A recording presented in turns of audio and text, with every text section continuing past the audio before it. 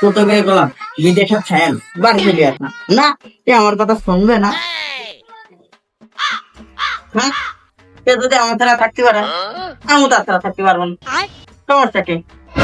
হ্যাঁ সে না আলেই ভালো, সে যদি বাড়ি চলে আসে আবার আমার এত বড় ব্যবসা লস হয়ে যাবে। কে কোনে যাচ্ছে?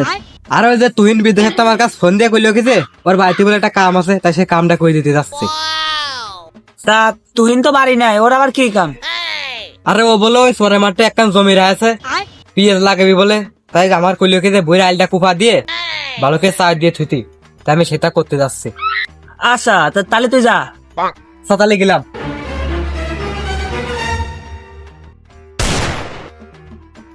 তাহলে কালকে আসে ভাই? হ্যাঁ আসবেন। আমজেদ না? হ্যাঁ তাই তো মনে হচ্ছে। শোন বারে শালা রামজেদ দৈনিক তুহিনের বাড়ি যায়, এদিকে আবার তুহিন বাড়ি নাই, বিষয়টা তোমার কাছে কেমবা কি লাগতেছে? তাহলে কি করবি তালুক ভাই? তাহলে বারে শোন কথা কইস নিয়ে আমার পাশ হয়, দেখি কি করা যায়। তাহলে চলেন। আচ্ছা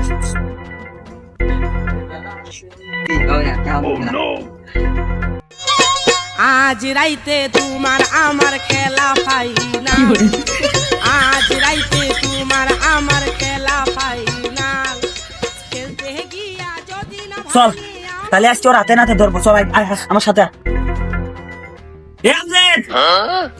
ঘরের ভিতর খিরে আয় বাইরে, তাড়াতাড়ি বাইরে। আমি তোমায় গুমু লালকা, হাতে নাতে পড়লাম ধরা, হাতে নাতে পড়লাম ধরা, শরম লাগে বলিতে আর যাব না বেগুন তুলিতে ললিতে। তুই ওই পাশে যাচ্ছি। এখন গোপনে আর প্রেম চলবে না, প্রেম চলিবে উপেনে, গোপনে আর। এই তো ধরিস রে আমজেদ। তালুক ভাই তাড়াতাড়ি আয়। তালুক ভাই কি রে আমজেদ, তোর এবারে কি? কই মাতুব্বার ভাই, আমি তো আজকে ভাবের কাছে আসলাম শুনতে যে আজকে কোনো কাম আছে নাকি? আপনার খালি ভুল বোঝেন। তুই এনে কি করিস? হ্যাঁ মাতুব্বার ভাই, আমি তো এটা শুনতে আসলাম, তাহলে আমি কি করবো? আমি চলে গেলাম। আসছে রে শালা ভাই, খালি ছবি তারপর তুই যাবি। কিসের সালিশ? এই যে তুই এখানে আইসি রে তার সাল। আমি তো ভাবের কাছে আসলাম শুনতে যে কোনো কাম আছে নাকি? কাম আছে না অন্য কিছু? অন্য কিছু কি? না আমজেদ না, আমি একজন মাতুব্বার মানুষ, তোর তো এভাবে সাঁতার কাটতে দিতে পারি না। সাঁতার আজ 1 মাস ধরে দেখতেছি তুই এই বাড়ি আসিস আর যাস, আজকে এর একটা ব্যবস্থা আমি করে ছাড়বো। তাহলে কি করবো মাতুব্বার ভাই? তুই কি চেয়ারম্যান খবর দিছিস? হ্যাঁ ওই দিক সব রেডি আছে। আচ্ছা তাহলে চল।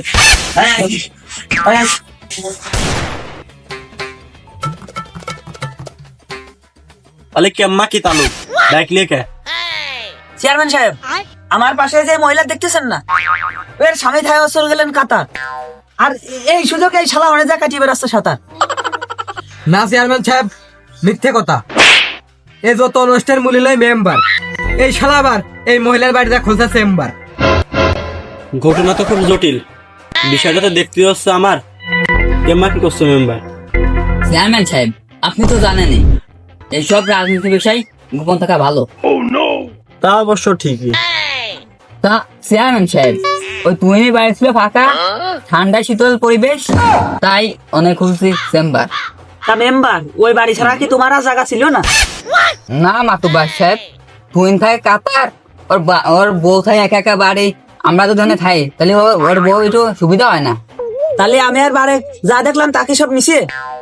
আচ্ছা মাতুব্বার সাহেব, আমি দেখি কি করা যায়। শোনো চেয়ারম্যান সাহেব, যা করবে আমি চিন্তা করিয়ে, আমার বাড়িতে কিন্তু বউ আছে। তুই সর। মৌসাকে ডেল মারছো, মাছের কামড় খাবা না? দেখো তাহলে কি করবা? আমি মেম্বারকে ছাড়া বাঁচবো না। বিশ্বাস কইরা বুকের ঘর